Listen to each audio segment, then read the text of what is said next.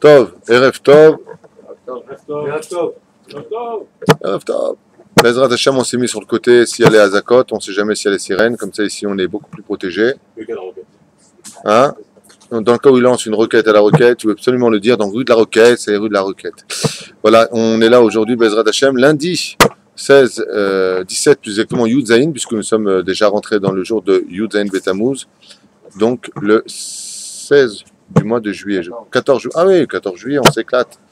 C'est mon général, effectivement, on l'avait dit. Aujourd'hui, on fait un shiur pour l'élévation de l'âme de Kouka Bat Esther. Un petit bonjour à Gérard de France, hein, Gérard Gandos, c'est ça? Bezrat Hashem, mon famille, cher et tendre ami, un grand bonjour à toi et à toute ta communauté, tous ceux qui nous regardent à Paris ou ailleurs. Shalom Aleichem. Sheniske Bezrat Hashem, Shekol Hayamim Haelu Ya'afru Letova Velivracha Min Ha'afala Leora, que tous ces jours-là qui sont des jours de Ben Hametzarim, des jours de deuil, se transforment en jours de joie, car quand viendra le Melech HaMashiach Bezrat Hashem, on aura 21 jours de Yom Tov. C'est beau? Yom Tov, Yom Tov, Yom Tov, Bezrat Hashem. Jour de Limud Torah. Aujourd'hui, Bezrat Hashem Bli Neder, pour la tzlacha de tous nos soldats sur le front, tous nos soldats dans les yeshivot, ensemble, un peuple uni, Baruch Hashem, qui s'aime et qui se critique pas l'un et l'autre. Adam dit Amen. On va étudier un petit peu la signification du jeûne. À chaque fois qu'on a eu des événements, les 4 jeûnes connus, prescrits par la Torah, qui sont les jeûnes du 17 Tammuz que l'on connaîtra, et puis le jeûne du 9 Av, le jeûne de Guédalia et le jeûne du 10 Tevet, et rajouter plus tard le jeûne de Esther, qui sont des jeûnes obligatoires, avec 2 jeûnes un peu Yotze Minaklal, puisque ce seront les 2 autres jeûnes qui commenceront de la veille jusqu'au lendemain, qui sont Tisha B'Av, un jeûne extrêmement dur, le plus dur d'ailleurs, le plus long de toute l'année, et le jour de Kippour, qui est considéré comme étant, avec tout B'Av, les 2 plus beaux jours de l'année juive, puisque c'est vrai qu'à Kippour, on ne sent pas le jeûne, on est pris dans la prière du matin au soir, on demande pardon à Hachem, on se rapproche et on sait que toute notre année va être décidée définitivement, presque en tout cas jusqu'à Hoshana Rabbah, par rapport à Yom Kippourim. Alors, Bémet, pourquoi est-ce qu'on jeûne? Pourquoi est-ce que Kadosh Baruch Hu a voulu pourquoi est-ce que Dieu, le créateur du monde, il a voulu que l'on jeûne? C'est un sujet très long à développer. Moi, je voudrais me concentrer sur quelques explications ici présentes. D'abord et avant tout, il faut savoir que Adam Arishon lui-même faisait des korbanot, comme le rappelle le Ramban, à propos de la création de l'homme. Faire des korbanot signifiait faire monter l'animal après lui avoir fait la shrita sur l'autel, et on brûlait ses graisses afin de, donner une satisfaction au créateur du monde. Alors ce chose, c'est pas un cours sur les korbanot, mais il faut savoir que selon certains déotes, comme on a l'habitude nous-mêmes de le dire, c'est-à-dire que c'était un bienfait, entre guillemets, pour les narines de Dieu. Dieu n'a pas de narines, n'a pas de nez. C'est un langage d'enfant pour nous faire comprendre que, à Kadosh Baruch Hu, quand le korban était vraiment mis en application, Kedat Moshe Israël, alors Kadosh Baruch Hu prenait ce korban, et qu'est-ce que venait faire ce korban? Eh bien, il était pris en contrepartie de l'homme. C'est-à-dire qu'au lieu que l'homme, qui était donc mis à mort par une des lois juives, devait donner son âme en contrepartie de la faute commise, Chayav Mita, eh bien on prenait un animal, comme vous le savez, et on disait à la personne, sache que ce que l'on va faire à cet animal, c'est à toi qu'on devrait le faire. Mais la Torah, elle, avant même que nous le fautions, on disait, à propos de la faute du veau d'or, le 10 du mois de Tishré, donc on train le 7e mois, parce que dans la Torah on parle des chiffres, le 7e mois de l'année, Ve'initem et nafshotechem, vous ferez donc souffrir vos âmes. De là, Bimforash, dans la Torah, on nous explique qu'un des buts essentiels du jeûne, c'est de ressentir le manque, de ressentir la douleur. Je dirais un petit peu de façon abusive que, tout comme nous avons les lois de Mouktsé pendant Shabbat pour nous rappeler constamment que c'est Shabbat, de la même façon, le jeûne vient rappeler à l'homme la journée dans laquelle il est. Car on a l'habitude, surtout en Eretz Israël où il fait chaud, de boire, de manger, des fois on ne se sent pas très bien, et on se rappelle constamment pourquoi on jeûne. On se rappelle constamment qu'aujourd'hui c'est le jour de Yud Zayin Be Tammuz, ou le 10 du mois de Tevet, ou peu importe le jeûne dans lequel on est. Il y a lieu de se rappeler constamment, mais la Torah nous dit, Ve'initen ef nashotechem, ça veut dire, malgré tout, tu dois souffrir du jeûne. Alors cette souffrance, pourquoi? en quoi les lieux, même si là-bas dans la Torah on parle vraiment de Kippour, on ne parle pas des autres jeûnes, hein, ceci étant dit, pourquoi Kadosh Baruch Hu Be'etzem, il a voulu qu'on jeûne? Alors il y a plusieurs raisons qui ont été données à cela. La première, c'est que même si Al-Pi Halacha, on ne se lave pas du tout ni pendant Kippour, ni pendant Tisha B'Av, du tout, pas d'eau, juste jusqu'au Kishrei Be'otav, jusqu'à la moitié, jusqu'aux 3 premières phalanges, c'est tout. Dans l'absolu, Al-Pi Halacha, dans les autres jeûnes, on peut même se laver la journée. Même se laver la journée. On peut même se brosser les dents. Dans certains cas, si on met moins de 86 millilitres d'eau dans la bouche. Aval Kippour et Tisha B'Av, cloum. Pourquoi? Pour que l'homme ressent un petit peu la pourriture pour laquelle, à cause des fautes que nous avons commises, les gens sont morts et ont dégagé de mauvaises odeurs. L'homme se rappelle, l'homme vit dans le contexte de cette haleine qui rappelle l'haleine de la souffrance de ceux qui sont morts de faim et de soif pendant le premier temple et le deuxième temple.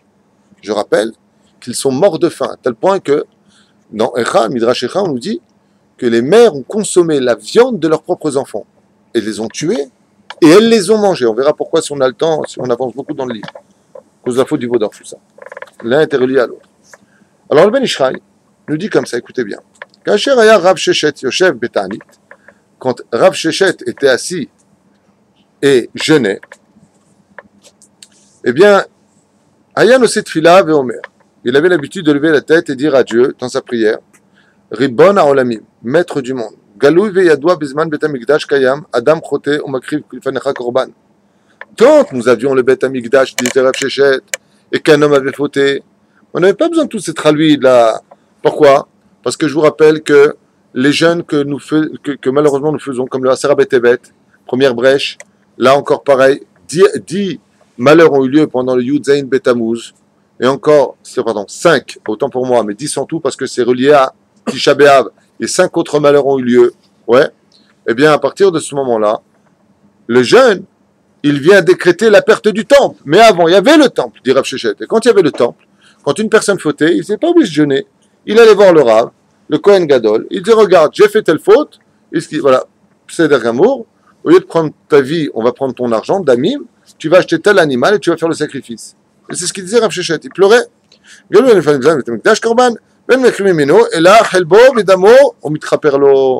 Et qu'est-ce qu'on brûlait sur le Mizbeach? 2 choses essentielles, qu'on ne va pas maintenant élaborer, ce n'est pas le sujet, on a fait ça dans la parashat Vayikra. Helbo, Heleb, les graisses de l'animal, Vedamo et le sang de l'animal. Donc qu'est-ce qu'on mettait réellement à brûler comme principal combustible sur le Mizbeach?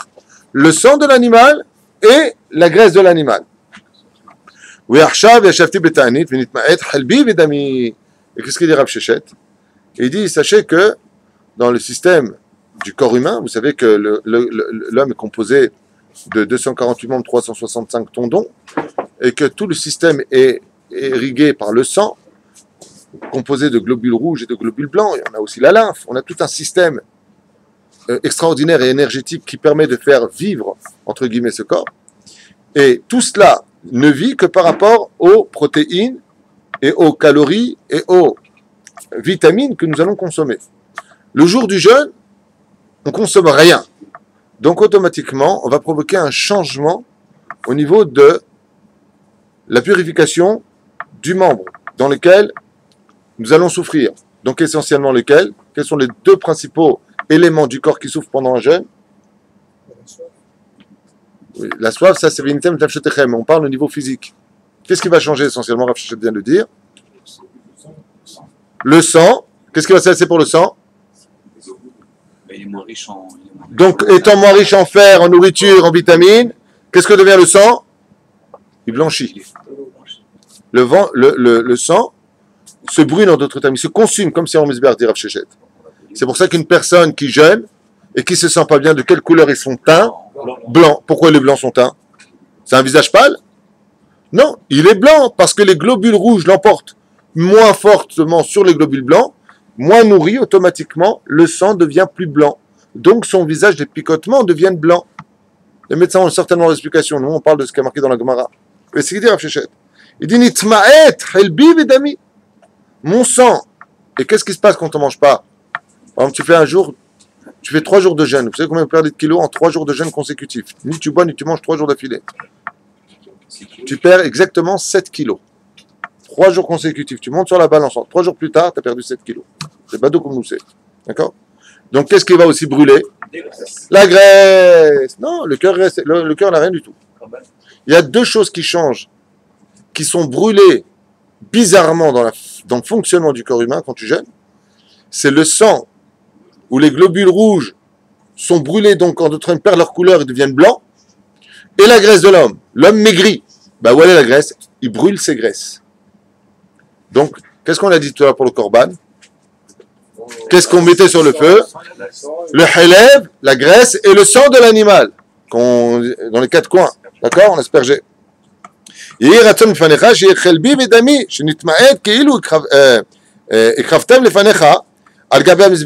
dit, étant donné maintenant qu'on n'a plus de misbeach, et donc on n'a plus rien à mettre sur le misbeach, il va falloir provoquer la même chose, qui puisse avoir comment?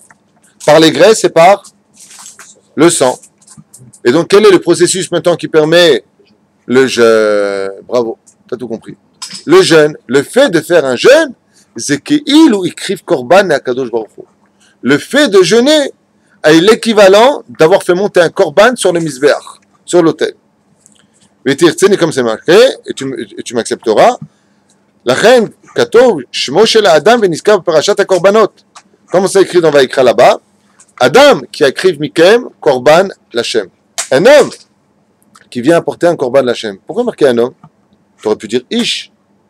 Et là, Kavana, il y a plusieurs explications à cela. Adam, Kavana, l'intention de dire Adam Arishon, avant la faute. C'est-à-dire que le but du jeûne, c'est de faire teshuva. Sur ce, je fais une parenthèse tout de suite. Le but principal de jeûner demain matin, c'est que l'homme comprenne que le but principal pour lui, c'est l'arzor bitshuva. S'il jeûne sans aucune intention de changer quoi que ce soit, il aura un salaire parce qu'il a jeûné, mais il aura une punition de l'autre côté. Pourquoi? Tu jeûnes, il ne fait pas de tchouva. C'est pour ça qu'on a 5 catastrophes qu'on doit rappeler, qu'on rappellera Blineder, pour lesquelles un homme se doit de jeûner. Lama tatsam, qui charav bet hamikdash, parce que le temple a été détruit. Sur ce, écoutez bien. Adam, qui a écrit Mikem Korban? Vous savez que le Midrash nous raconte que la faute est partie voir la Chokhma et lui a dit: qu'est-ce que je fais dans un cas pareil? J'ai fauté. La Chokhma lui a dit: En Chokhma, t'as fauté, tu meurs. Alors la faute, elle est partie voir la Torah, elle lui a dit: j'ai fauté, qu'est-ce que je dois faire? Et lui dit: tu prends un korban et tu me l'amènes. Alors la faute, elle est partie voir Akadosh Baruch Hu, elle lui a dit: Ribono Shel Olam, j'ai fauté, qu'est-ce que je dois faire? Et il lui a dit: tu fais tchouva. On voit que le plus rahman de tous, c'est Akadosh Baruch Hu. C'est pour ça qu'on dit Adam ou Behema, Toshia Hashem. Adam ou Behema, Adam, pas toi, hein. Adam ou Behema, l'homme et l'animal, Toshia Hashem. C'est le seul qui est pauvre, qui a besoin ni de korbanot, ni de la vie de l'homme, qui est un Akadosh Baruch Hu Chafez Umitatam Shel Rechaim. Dieu n'a pas besoin que le Rachaï meure, il veut qu'il vive. Au contraire, il veut qu'il vive, qu'il fasse tchouva. Et que je ne demande ni les korbanot, ni que tu jeûnes, ni quoi que ce soit. Ça ne sert à rien de jeûner, qui vient pour lui. La reine, le jeûne a pour effet que le jour même du jeûne, tu fasses teshuva. D'où est-ce que tu apprends ça? De la Gemara. Il y a marqué à propos de Shmuel HaKatan. Qu'est-ce que c'est Shmuel HaKatan à Shalom? On l'appelait Shmuel HaKatan dans la Gemara. Pourquoi Shmuel HaKatan? Pas parce qu'il était petit de taille, parce qu'il était grand comme Shmuel HaNavi. Comme il était grand comme Shmuel HaNavi, pour ne pas qu'il y ait de confusion, on disait: il y a Shmuel HaNavi, il y a Shmuel HaKatan. Ah ben il y a Gadol, Mikulam, c'est celui qui a compilé la minim et la machinim dans la Hamida. Il y a 18, plus lui il a rajouté, ça fait 19. D'accord? Un jour il a vu des gens, pendant Shnat Batzoret, qui se sont mis à jeûner. À peine ils ont commencé à jeûner, ils ne sont même pas commencé le jeûne. Ils ont enlevé leurs sandales, la pluie est tombée très fortement. Ils ont dit: ouais, Akadosh Baruch Hu nous a pardonné. Il ne dit pas du tout. Akadosh Baruch Hu est encore plus en colère contre vous. Il dit: pourquoi? Il dit: parce que les Mad Avardomé, il leur a dit, à quoi ça ressemble? Il dit à un roi qui avait un fils qui s'appelait Kikoublid, il le supportait tellement pas que rien qu'il venait lui demander quoi que ce soit, il lui jetait tout ce qu'il voulait devant lui. Qu'est-ce que tu veux? Tu veux de l'eau? Prends de l'eau, rien que je t'entends pas. Ne viens pas pleurer devant moi. Alors les gens, ils ont eu les boules, ils ont dit: bon, alors apparemment, c'est pas un Breslev, il voit pas les choses du bon côté, Rabbi Shmuel HaKatan, tant pis. Alors ils ont reçu de l'eau. L'année d'après, hot pas, mais une batsorette. Alors là, ils ont vite enlevé leurs chaussures, sont montés à la Beth Knesset, ils ont commencé à jeûner. À la fin du jeûne, est tombée la pluie. Ils disent: ah, tu vois, Rabbi Shmuel Katan, Achshav, Dieu, il est notre prière, il nous a pardonné. Il dit pas du tout. C'est pire. Il dit pourquoi c'est pire? Ah, le mec, il est shlili, hein, il est négatif. Comment ça, c'est pire? Il dit non, les mains d'Avardomé, c'est un père qui avait un fils tellement antipathique qu'il a laissé crever pour lui donner après ce qu'il avait besoin. D'abord, tu crèves, après, je te donne ce qu'il faut. Mashmak, c'est pas Shalem. La troisième année, on pas mis une batsoret. Et ils se sont mis à jeûner. En plein jeûne, la pluie est tombée. Shmuel Katan, il s'est levé à ce moment-là, il a dit au Tzibour, cette fois, c'est une preuve que Akadosh Baruch Hu, Bémet, il vous a pardonné. C'est-à-dire que quand est-ce que vraiment on peut plaire à Hachem? Quand le jour même où tu jeûnes, tu as le miracle qui a lieu. Si c'est avant ou après, c'est pas un bon signe, dit Rabbi Shmuel Katan dans la Gemara. C'est pas Zelo Siman Tov. Aval, pendant, Zeh Ayom Asher Asa Hashem, Nagil Mismechabo. Si c'est le jour même, aujourd'hui, où j'attends le miracle, tu me fais le miracle, c'est Siman Tov. Ça vient avant ou après, il y a un problème quelque part. Comme ça, nous apprenons la Gemara. La reine du Siyata d'Ishmaya. On voit ici que le principal du jeûne de Yud Zayin Betamuz, c'est l'Arzir Atale Yoshna. On dit Tamuz Gematria Melech HaMashiach. C'est vraiment on fait tchouva, c'est vraiment on fait ce qu'il faut, on pourra y arriver. C'est Shela Shinichelet. Alors quand on est sorti du premier temple, par Nebuzradan, commandé par Nabucodonosor, on est parti pour aller en Babylonie. Avant même que l'on parte, le prophète Yirezkel et les prophètes existants à cette époque, Isaïe, avaient annoncé que les enfants d'Israël descendaient pour combien de temps? Shivi'im Shana. Pourquoi Shivi'im Shana?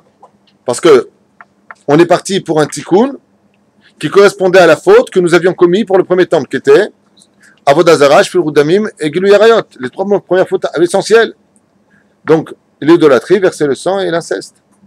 Étant donné que quand on est parti en Babylonie, Akadosh Baruch Hu savait qu'on ferait tchouva, il nous a vite ramené en Eretz Israël et on a vite reconstruit le temple avec Ezra et Nehemia par le biais de Ordus.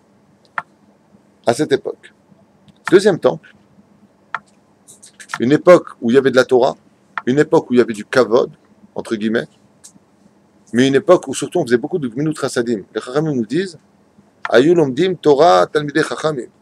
Alors pourquoi le temple a été détruit? Sinat Rinam be Lashon Hara. Le deuxième temple a été détruit à cause du Lashon Hara. Et les Parshanim nous disent que Lashon Hara est plus grave que Shavé et Shakoul exactement, que Avodah Zarah, Shfichut Damim, Gilui Arayot, le Lashon Hara. La seule différence qu'il y a, c'est que quand on a été emmené par Titus et expulsé de la terre d'Eretz Israël, on n'a pas eu de date de retour. C'est une question énorme. Pourquoi le premier temple, tu m'as donné une date de retour? Et pourquoi le deuxième temple, tu ne me donnes pas de date de retour? C'est pas correct. Si tu m'as donné le premier, on donne le deuxième. On a fait tchouva, on n'a qu'à faire tchouva. Là aussi, on n'a pas fait tchouva quand on est sorti. Là aussi, on n'a pas fait tchouva. Et là, Ken, le Ben Ishraï dit, quand on est sorti de Babylonie, on a tellement souffert, d'Israël, pour aller en Babylonie, on a tellement souffert, que sur la route qui nous emmenait vers la Babylonie, on avait déjà fait tchouva. Le décret était 70 ans de souffrance. Par contre, quand on est sorti du deuxième temple, on n'a pas réalisé, écoutez bien, ça fait peur, on n'a pas réalisé la gravité du Lashon Hara et de la haine gratuite. Ce qui fait que le prophète, ou plus exactement les Chachamim, n'ont pas pu nous prédire combien de temps ça durera. Pourquoi? Parce qu'on est sorti sans faire Teshuvah. Le Baal Sfat Emet, Zatzal, il vient nous dire quelque chose encore plus dramatique. Qu'est-ce qu'il vient nous dire? Le Sfat Emet, il dit, mais c'est plus dramatique, ça veut dire que ça fait 2000 ans qu'on n'a pas fait Teshuvah. Réponse, absolument. Absolument. Ça fait Alpaim Shana qu'on est parti d'Égypte. Et si jusqu'à aujourd'hui, du fait qu'on soit parti du pays d'Égypte, Slicha, je suis en Égypte. J'ai vu Shlomo, j'ai pensé à l'Égypte. Pourquoi? Je ne sais pas. T'as une tête d'Égyptien. Alors, Lama, il dit Pashut Meod, quand on est parti d'Israël pour la Babylonie, on a réalisé que de verser le sang, de prendre, d'aller avec sa sœur, que de faire d'Avodah Zarah, c'était grave. On a réalisé. Et bien le drame de cette histoire, comme il dit ici, le rapporte le Hafetz Chaim, c'est que personne, jusqu'à aujourd'hui, en 2014, 2000 ans depuis la destruction du temple, personne n'a réalisé que du Lashon Hara, c'est aussi grave que de tuer, que de se prosterner devant une statue, que de l'aller avec sa sœur. Personne ne réalise ça. C'est pour ça que les Rachamim, on ne peut pas donner de tikkun de date. Pourquoi? Parce que tu ne peux réparer que quand tu fais tchouva. Tu ne peux réparer que quand tu as compris le message. Alors ça veut dire quoi? Ça veut dire que, est-ce qu'on a commencé, Bichla, la réparation? Pourquoi on ne l'a pas commencé? Nissim, pourquoi on n'a pas commencé la réparation?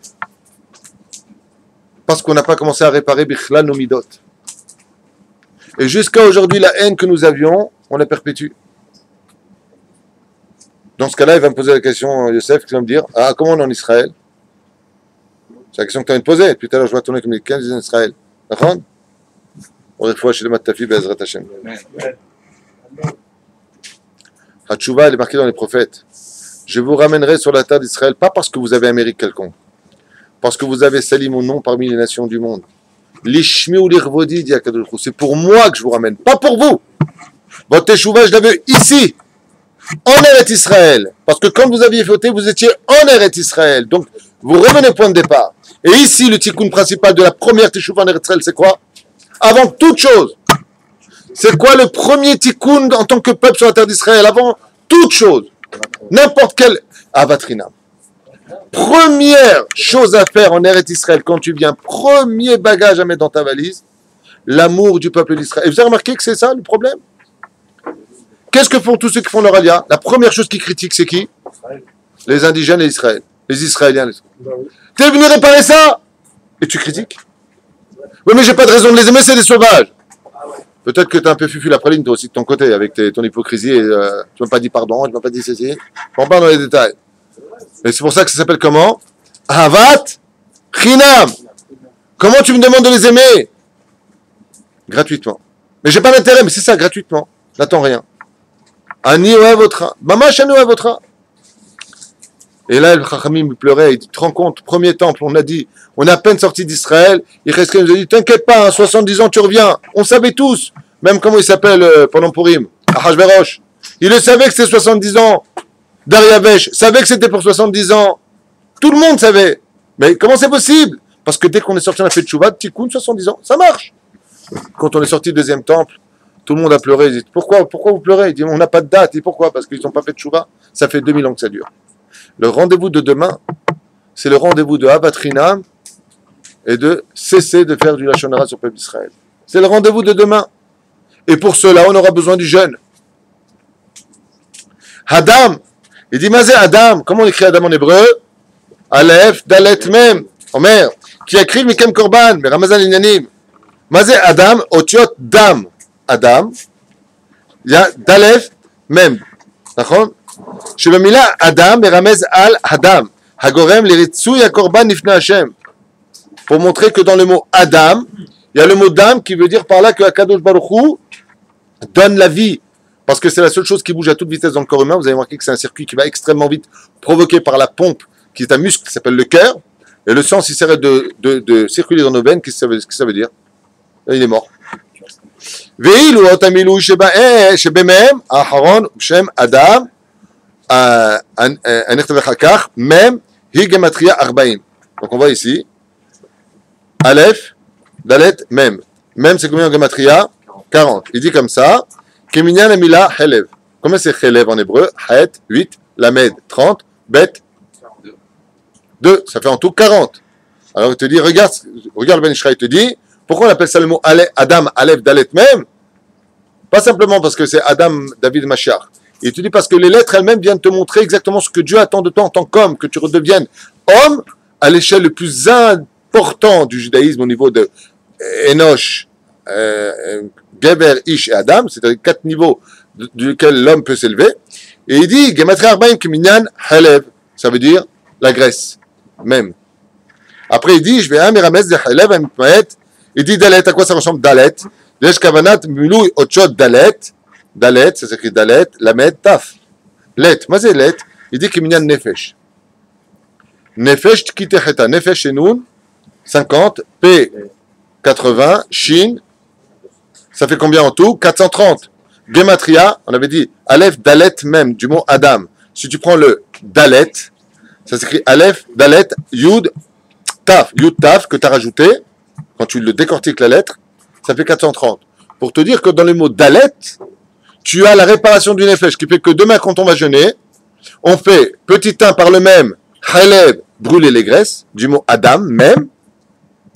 Petit 2, Tikkun Nefesh par le Dalet, du mot Adam, Adam qui a créé Vikem, l'homme quand tu feras le Korban, aujourd'hui on jeûne. Et pour finir, on lui dit Ben Ishraï, Veot Aleph, ça vient faire quoi? Grâce au jeûne, tu fais quoi? Aleph, c'est une gematria pnimite. Yud en haut, Vav au milieu, Yud en bas.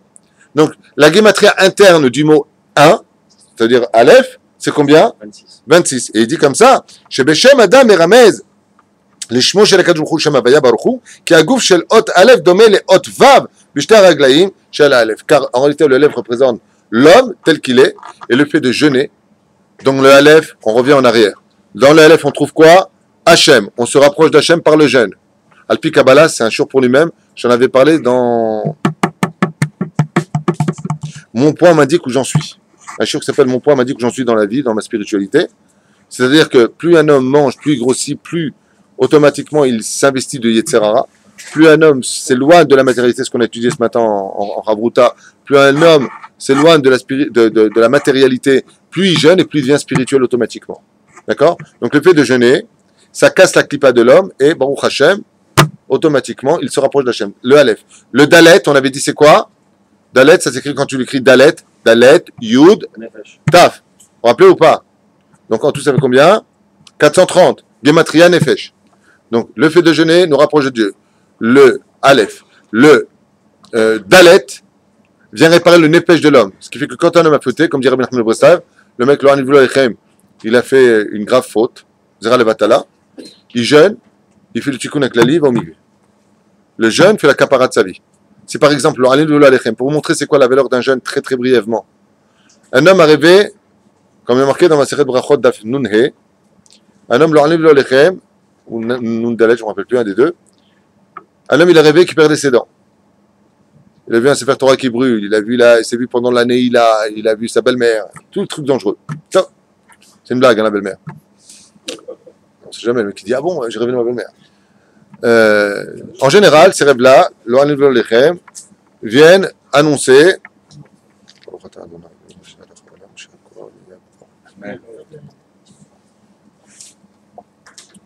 C'est du rouge, ça, non? C'est du rouge? Parce que moi, je suis humble, je bois que du zéro. Ok? Donc, résultat, je te règle. Il dit ici. Tout le monde avec les portables aujourd'hui. Hein. On peut pas être tranquille un peu?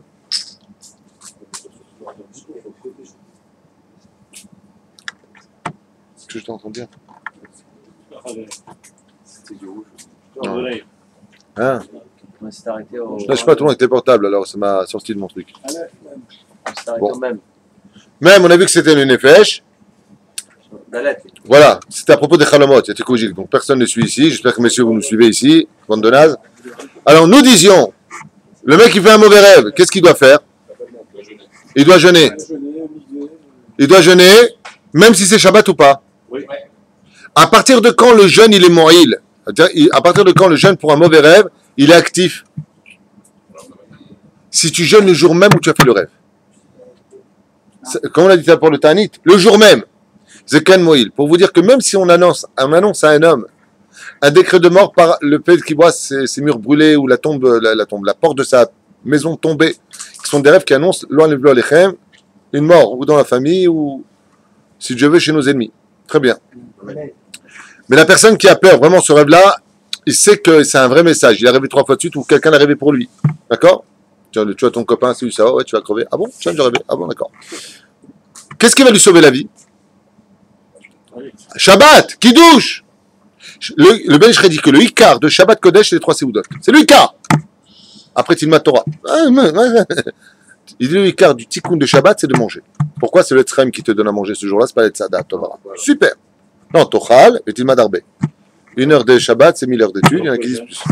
Alors, on jeûne. Et pourquoi on jeûne? Parce que tu apprendras de cet halakha-là que de jeûner peut sauver la vie d'un homme.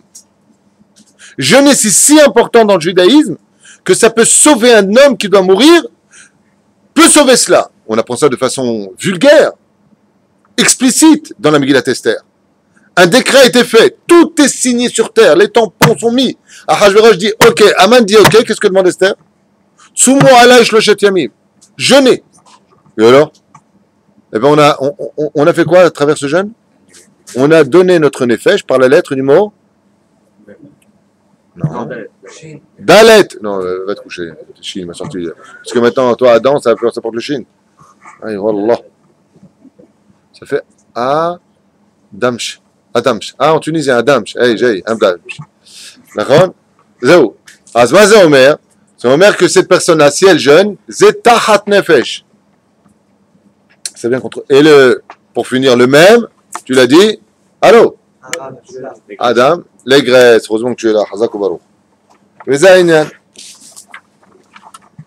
והרי לפנינו רמזים נפלאים בכוונת הקורבן מימות החלב האדם בשמו של האדם. Et c'est ce qu'il dit dans Ben Yoyada, le Ben Ishraï.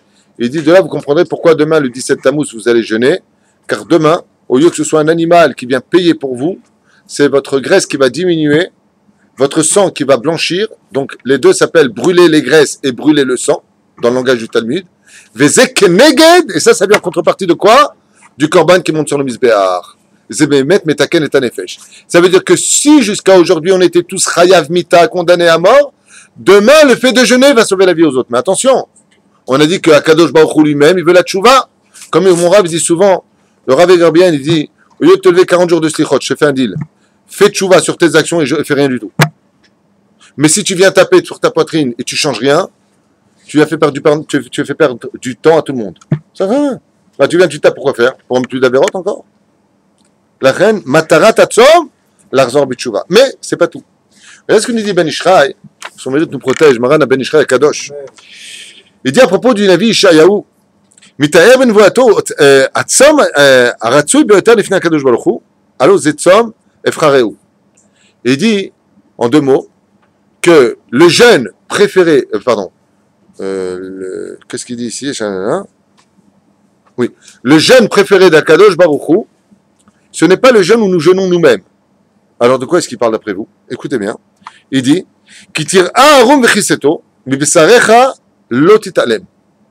il parle du jeûne du pauvre. Celui qui est obligé de jeûner. Pourquoi il jeûne le pauvre? Ben, il n'a pas de quoi manger. Il dit son jeûne à lui, il est plus important qu'un jeûne que nous faisons. Il dit pourquoi le pauvre? C'est-à-dire qu'il est pauvre. En plus il est 2 fois pauvre. Pourquoi? Il dit parce que celui qui a peut lui sauver la vie. C'est-à-dire que le dam, on a dit tout à l'heure que Dieu veut le sang c'est l'argent.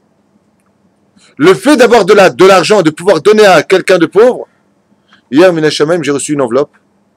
Minashamaim, j'ai reçu une enveloppe de quelqu'un. Je sors du Beth Midrash, j'ai une famille qui vient me voir. Je dis bon, je prends l'enveloppe, je lui donne. La personne me prend les mains et elle me dit je rentrais à la maison chez moi, il a 9 enfants à la maison, on n'a rien du tout à manger. Et toi, tu me mets cette enveloppe dans les mains. C'est koach she'en kemoto. Moi, j'ai de la chance parce que je donne votre oseille et tout le monde me dit merci à moi quelque part. Donc, Rav Tutu, c'est un tzaddik. C'est votre argent que je transmets. C'est pas moi, je suis facteur. Je devrais être habillé en jaune PTT. Shaliach, je suis rien du tout, moi. Shaliach. ולא מקבל כולל הנביא את כל מעלותיו של נתנית בדברים הטובים מגיעים מחמתה כיצד. Donc, תפילה לעני אלוקים כי יעטוף. Qui est celui que Dieu préfère le plus sur terre, celui que je reprends tout le temps dans ses bras? Le pauvre. Qu'est-ce que tu as dit, toi, la mosaïque? C'est capable d'argent. Tu m'inquiètes dans tes réponses. La mosaïque, j'ai entendu. Dieu adore la mosaïque. Alors, nous disions, qui est celui que Akadosh Baruch Hu fait très, très, très attention de ne jamais faire de mal, particulièrement à qui? Il y a 3 cas précis. Il a fait la veuve, l'orphelin et le pauvre. Alors ceux-là, ils ont toujours raison. Tu as affaire à un orphelin, non, c'est pas marqué comme ça, avec ta permission. C'est marqué la veuve, 146e Teilim. Tu regarderas. La veuve, l'orphelin et le pauvre. À peine ils se plaignent de la personne, ils peuvent condamner à mort cette personne. Si une veuve, un orphelin ou un pauvre se mettent en colère ou makpidim, ça veut dire qu'ils ne vont pas pardonner à la personne qui leur a fait quelque chose, ça peut engendrer une catastrophe terrible sur la personne concernée. Faites très attention à ces 3 personnages. Pourquoi? Parce qu'ils ont le cœur brisé. Lev nishbar venitke elokim lotivze. Celui dont le cœur brisé, nous dit les Teilim, Akadosh Baruch Hu écoute toujours ses prières, parce qu'il est brisé de souffrance. Donc fais attention. Matarat atzom, nous dit le Ben Ishraï, écoutez bien, un truc de fou. Kol matarata shel ta'anit ena leachlish lechinem et gufo shel ha'adam. Car pourquoi Dieu veut qu'on jeûne? Pour que nos corps, et là je rejoins ce que tu as dit tout à l'heure, je ne sais pas qui c'est qui a dit ça, pour que nos corps aient quoi? Tu jeûnes, donc tu vas avoir faim et soif. Regardez les pchats qui nous ramènent ici. Ma mataratatsom, selon Ishayahu, vous allez jeûner pour subir pendant une journée ce que subissent les pauvres toute la journée. Et Vemazéiten, hein? Tous les jours. Je ne vais pas ouvrir la bouche du mauvais côté. Alors ici, il donne deux matarot. Au nom du prophète Ishayahu, il dit deux matarot. Laquelle? Écoutez bien. Petit 1. Petit 1, le déconnecter du monde matériel. Bien boire, bien manger, la peau du ventre bien tendue. Ok. Le fait de ne pas manger, ça l'aide à ne pas boire, à travailler mieux ses midot et de comprendre qu'il n'est rien sur terre. Donc, ça l'éloigne un petit peu. Deuxième but, c'est ce que veut lui apporter le jeûne lui-même. Un moussard qu'il ne pourrait réellement vivre que le jour où il passe par cela. Pourquoi? Ça me rappelle tous ces films qui avaient été faits quand j'étais jeune. Il y a plein de films comme ça de gens qui étaient extrêmement riches et il y avait les pauvres comme ça qui leur tendaient toujours la main et ils ne voulaient rien entendre jusqu'au jour où ils se sont retrouvés dans une situation où eux-mêmes ont commencé à avoir faim. Ils ont commencé à demander l'aumône et ils ont crevé la dalle. Et puis, après un certain temps, leur roue a tourné, le mazal a tourné, ils sont redevenus riches. Ces gens-là qui sont devenus... Hein? Lui, il fait allusion à une chaîne de vie. C'est moi l'homme le plus riche du monde. Hein? Ah, Emel Brooks. Donc lui, il fait allusion à une chaîne de vie. Alors, non, là-bas, c'était un pari, je me rappelle en film.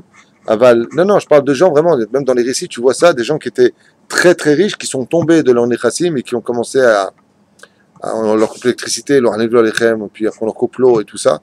Puis après, quand ils remontent dans la vie, ils disent à Dieu, plus jamais ça, plus jamais ça. Et quand quelqu'un vient leur tendre la main, il leur donne tout de suite. Pourquoi il leur donne tout de suite? Parce qu'ils n'ont jamais conscience. Parce qu'ils savent exactement maintenant ce que lui ressent. Écoutez bien ce que nous dit Ben Ishraï.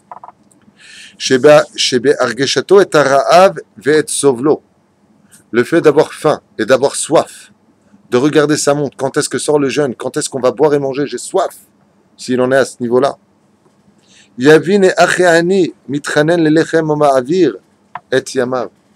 comprendra la vraie douleur sur le terrain de ce qu'un pauvre, vit tous les jours de sa vie. Mais Kevan Shekar, et maintenant qu'il a fait le jeûne lui-même alors qu'il avait de l'argent, il aurait pu manger et boire, et qu'il ne l'a pas fait. Et tu peux être certain que maintenant qu'il a passé sa journée, et qu'il va enfin manger et boire, quand quelqu'un le lendemain, la semaine qui suivra, lui dira, tu peux m'aider à Shabbat Kodesh, Bezrat Hashem, sans hésiter, il va donner, sans faire le Kaddish, ni à la Vachalom quand il donne l'oseille. Pourquoi? Parce que maintenant il a subi lui. Parce que tu ne peux pas aider l'autre vraiment que quand tu as été à sa place. Vous avez remarqué les patrons qui ont été patrons en gravissant les échelons. Ils étaient ouvriers, ils ont été malmenés, ils sont passés de balayeurs à responsables, de responsables. Ils ont monté de niveau, jusqu'au jour où ils ont monté leur propre boîte, ils sont devenus patrons. Quand ils viennent et qu'ils sont passés par le biais des ouvriers, ils ont beaucoup plus de respect pour leurs ouvriers. Mais celui qui était fils de papa, celui qui était milliardaire, il ne comprendra jamais c'est quoi un ouvrier. Pourquoi? Parce que pour lui, vous devez travailler pour moi. Je n'ai rien à faire de votre problème. Comme les pharaoniens. Pourquoi les pharaons, les rois, d'être esclaves chez eux, c'est très dangereux. Parce qu'ils n'ont jamais connu l'esclavage. Mais quand tu as connu l'esclavage, tu sais comment c'est un homme qui est fatigué après 12 heures.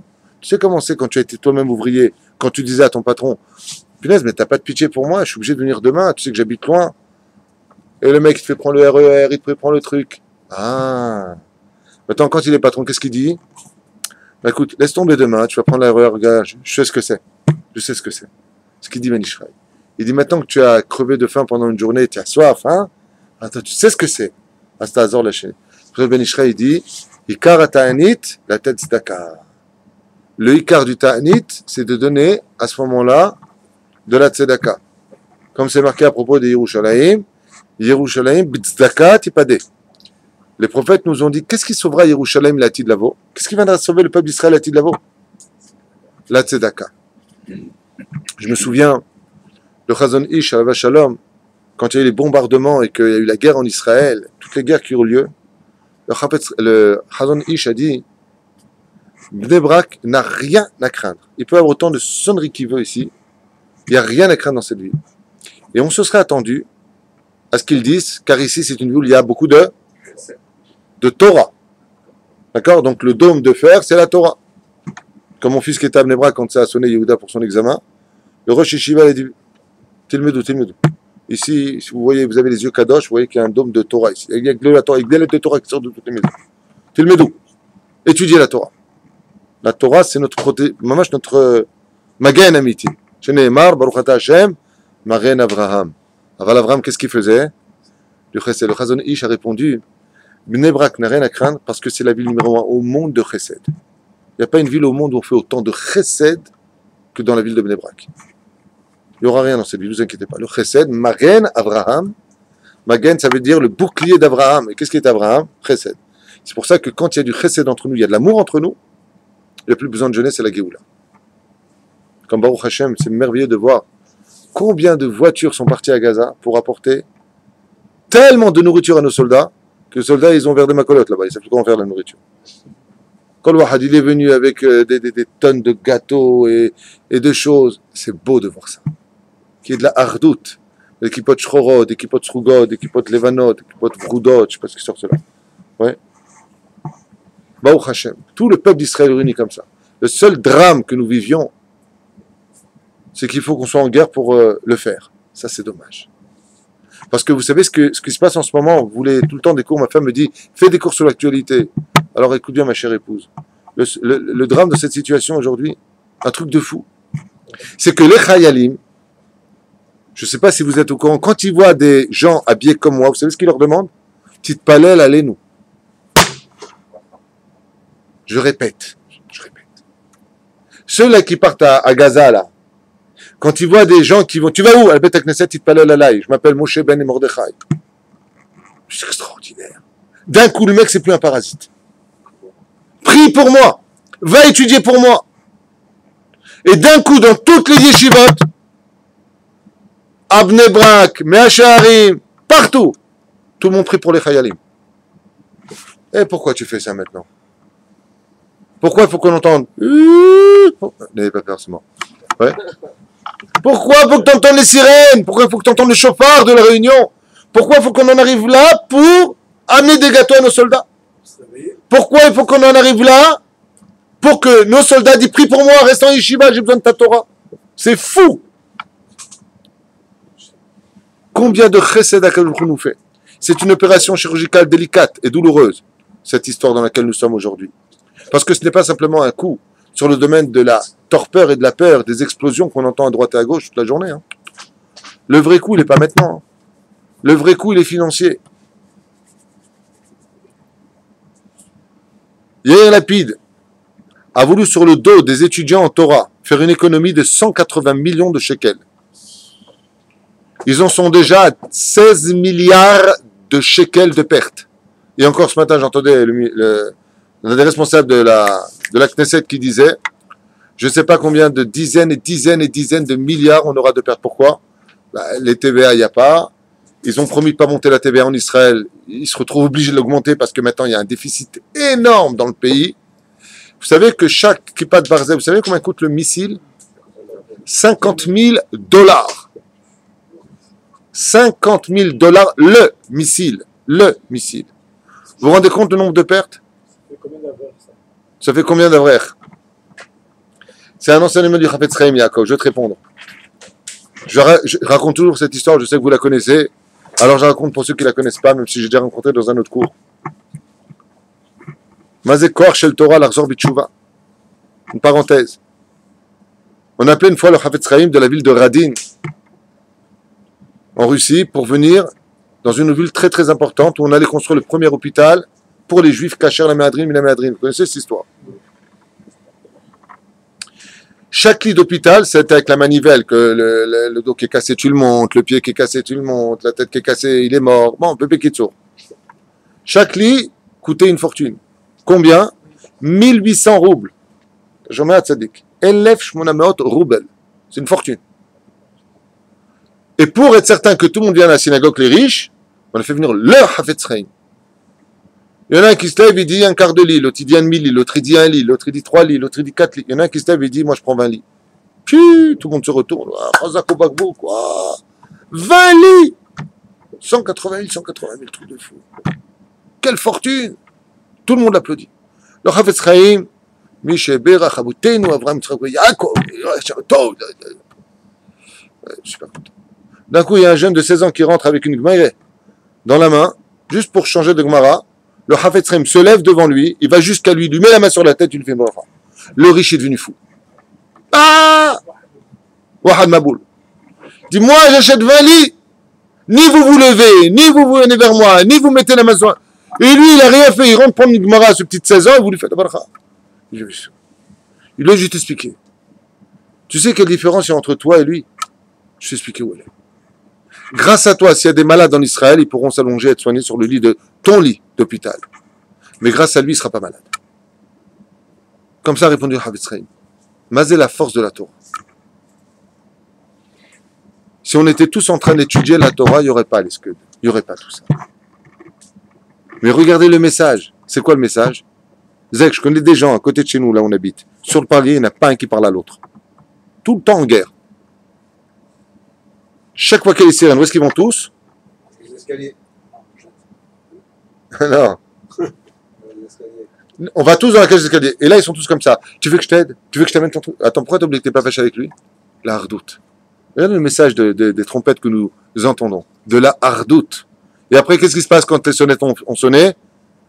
J'ai entendu cet après-midi quelque chose qui m'a beaucoup choqué. 2 sœurs qui ne se parlent pas depuis 2 ans. 2 ans. Ashdod a été bombardé. La sœur de Jérusalem a appelé sa sœur d'Ashdod. Écoute, je suis fâché avec toi, mais la vérité, j'en peux plus. Comment tu vas? Ça va? Merci beaucoup, Aza. Merci beaucoup, le bâton. Ça réunit le peuple d'Israël. C'est ce qu'il dit Maran Ben Israël. Maran Ben Israël, c'est ce qu'il nous dit ici. Comme cette période très délicate, très difficile. J'entendais encore hier des gens qui disaient, il faut faire les courses, beaucoup de courses. Il faut faire des provisions. C'est très bien. Tu penses à toi, pense aussi aux pauvres. Les pauvres aussi voudraient faire des provisions. C'est le but du jeûne. Tzedaka tatzil mimavet. Tu veux vivre? Donne la tzedaka. Awel Moshe. Je vous attends. Donc, il fait ses messages.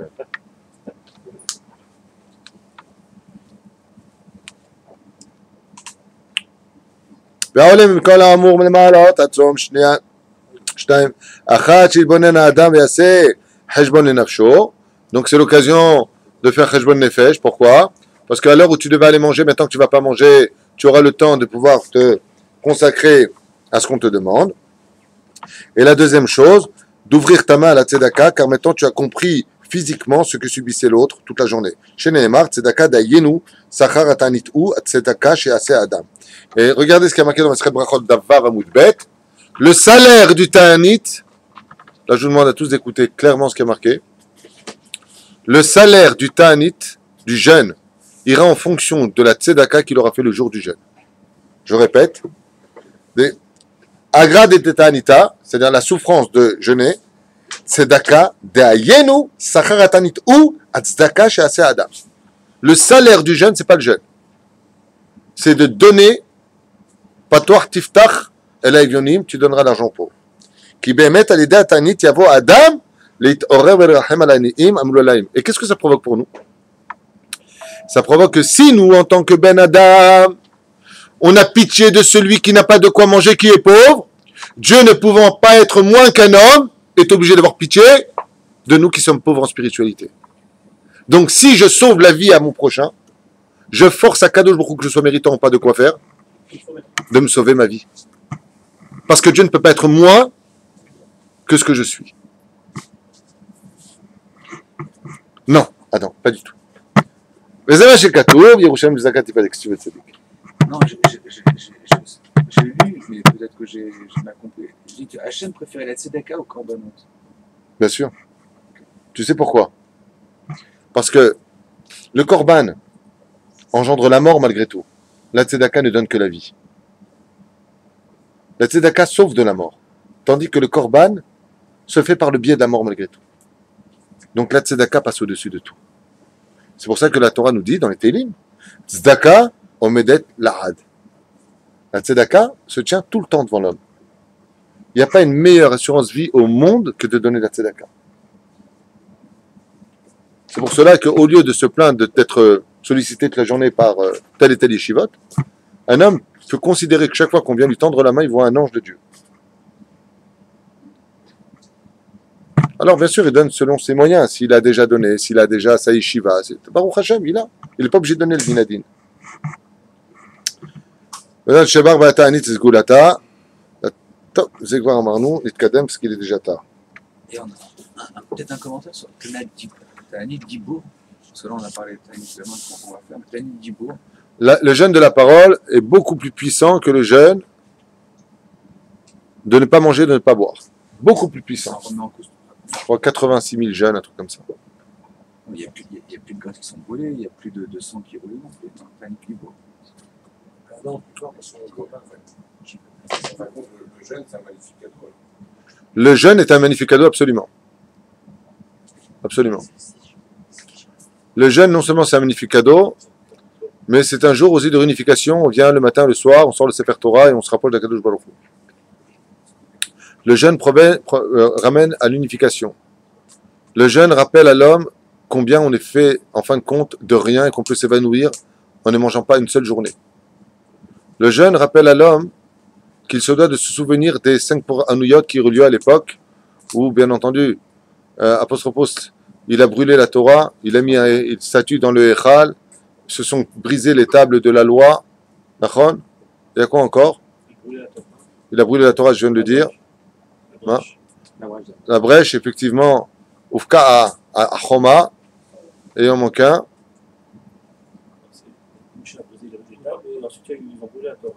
Oui. Et le Echal. Hein? Ah, Veboutla Atamid. Et le Korban du matin était annulé. C'est les 5, voilà, c'est les 5 pour un Nouyot qui eurent lieu ce jour-là.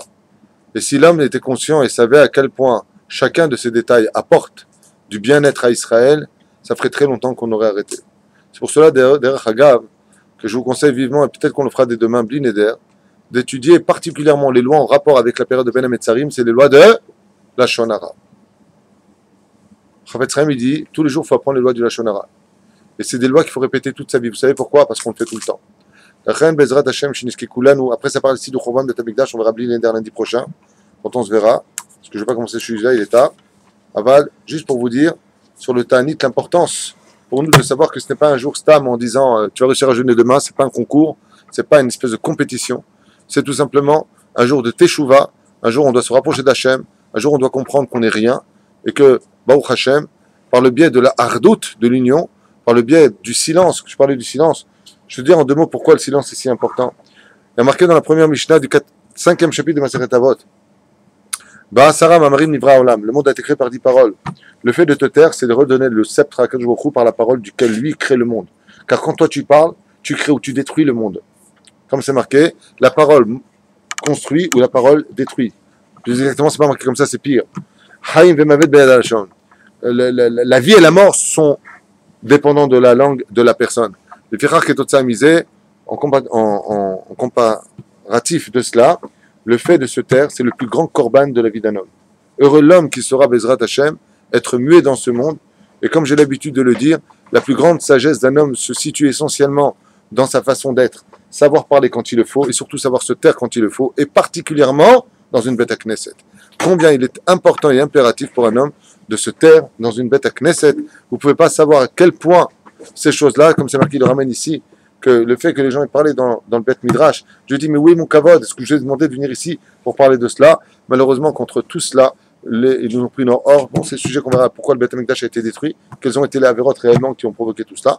Blinéder, Pam, Abba, Beshem Hashem, Nasemen Asliach, Alimoudaza, Yal Elun, Nishmat, Kuka Bat Esther, Wa Hashem Tanahana, Began Eden Elion, Bechol Ashurbotima. Une dernière question. Je voulais te poser une question. Demain, on va jeûner les Hashem. Et c'est quoi les routes de faire le jeûne de la parole? Le mérite. C'est quoi le mérite? D'abord, avant tout, tu veux faire les deux en même temps, toi? Non, si je peux faire. T'as les chabracha. Ça veut dire que ça rajoute. Les mains d'avoir nommé, tu me dis, si j'ai une pièce en or et j'en rajoute 10, c'est mieux ou pas? Si je réponds de plus, au lieu d'avoir une pièce, t'as 10 pièces. C'est quoi la cavode? Le Tanit Dibour a une valeur de Tanit. Il y en a qui disent qu'on ne fait pas 2 Tanit en même temps. Il y en a qui disent c'est ou ça ou ça. Il y en a qui disent.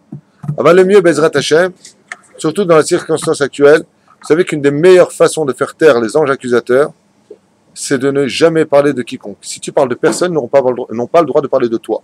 La reine Bezrat Hashem, j'ai dit que le Tanit Dibour Kolahaim. כל טוב. רבי חנניה בן עקשיא אמר רצה הקדוש ברוך הוא לזכות את צריכה לפיכך הרבה להם תורה בזו שנאמר אדוני חפצים את צדקו הגדיל תורה ויהדיר.